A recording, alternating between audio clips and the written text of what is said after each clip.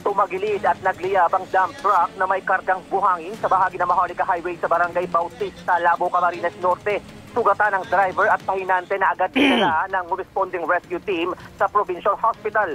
Sinubukan ng driver na iwasan ang pampasaherong van na sumulpot sa linya kaya nawala ng kontrol sa manibela at gumewang-gewang sa basang kalsada bago tumagilid. Sa kuha ng CCTV sa lugar, pinilit ng driver ng van na mag-overtake sa nasusundang SUV kahit ilang metro na lang ang layo ng kasalubong na truck. Nasawi ang driver ng van na si Rodel Espinola na natagalang mahugot matapos maipit sa nayuping unahan ng sasakyan. Ligtas naman ang driver ng nagasgasang SUV at kotseng nakasunod sa van na natalsikan ng mga nabasag na salamin.